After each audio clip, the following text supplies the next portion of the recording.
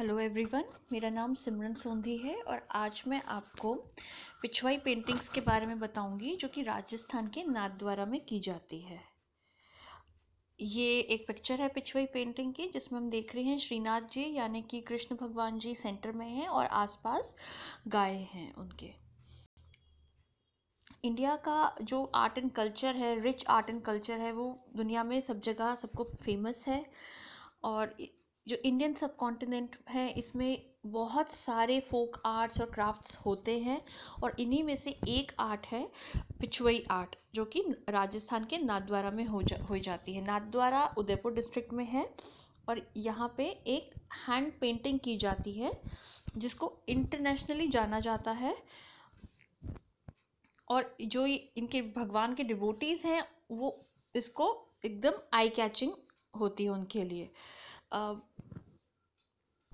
जो श्रीनाथ जी का मंदिर है नाथद्वारा में, उसके पीछे एक बैकड्रॉप की तरह एक क्लॉथ यूज़ होता है और उस क्लॉथ में भगवान जी की या श्रीनाथ जी की पेंटिंग्स की जाती है ताकि वो एक होलसम इफेक्ट दे सराउंडिंग्स को।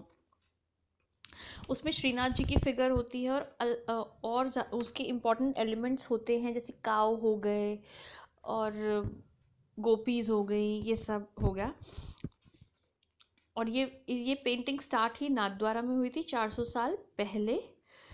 और ये श्रीनाथ जी की लाइफ स्टोरीज के बारे में होती हैं जिसमें जो इनका चाइल्ड का अवतार है उसकी यूनिक स्टोरीज ये बताती हैं।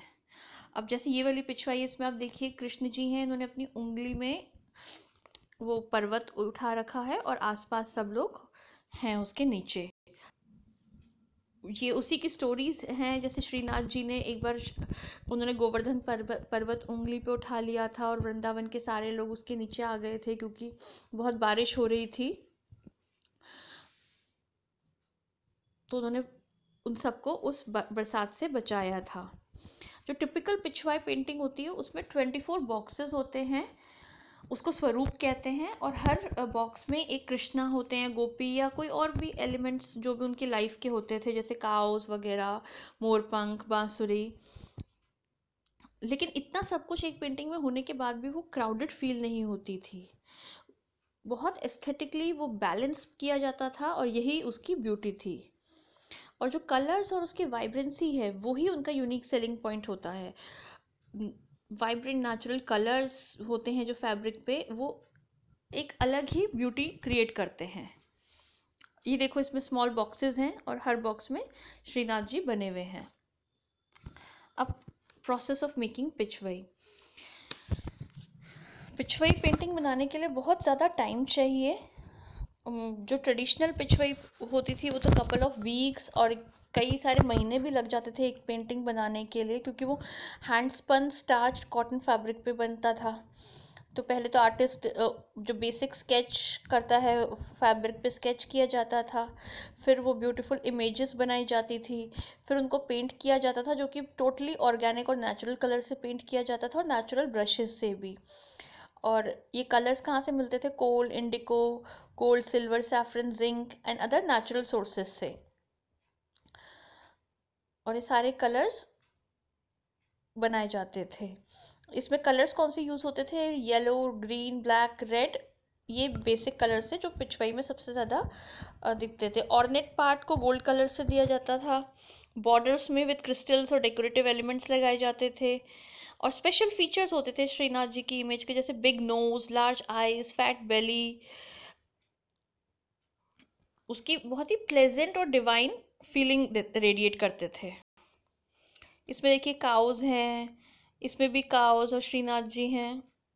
और अब आज के अगर हम देखें कि 17th सेंचुरी की जो पेंटिंग्स हुआ करती थी उन्होंने अपना प्रोमिनेंस थोड़ा सा लूज कर दिया था। लेकिन अब धीरे धीरे क्या हो रहा है, इस आर्ट को वापस रिवाइव किया जा रहा है।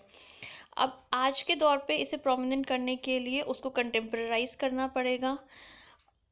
इनिशियली तो वो बहुत एक्सपेंसिव होती थी और भगवान के पीछे हैंग करने के लिए बनाई जाती थी, पर अभी उनका साइज़ थोड़ा रिड्यूस किया गया है। ऑर्गेनिक नहीं तो सिंथेटिक कलर्स का यूज़ किया जा रहा है। फैब्रिक ना होके उसको पेपर पे ड्रॉ किया जा रहा है और थोड़ा साइज़ उसका स्मॉल करके कि ज़रूरी नहीं उसको सिर्फ टेम्पल्स में ही यूज़ किया जाए, उसको घर में भी एज अ पेंटिंग भी हम यूज़ कर सकते हैं। और आजकल के घर भी जैसे अगर देखें किसी के छोटे हैं तो उसको हर साइज़ में वो मिलने लग गई हैं। तो ये सब था पिछुई पेंटिंग्स के बारे में। आई होप आपको समझ आया हो और अच्छा लगा हो। Thanks a lot for listening.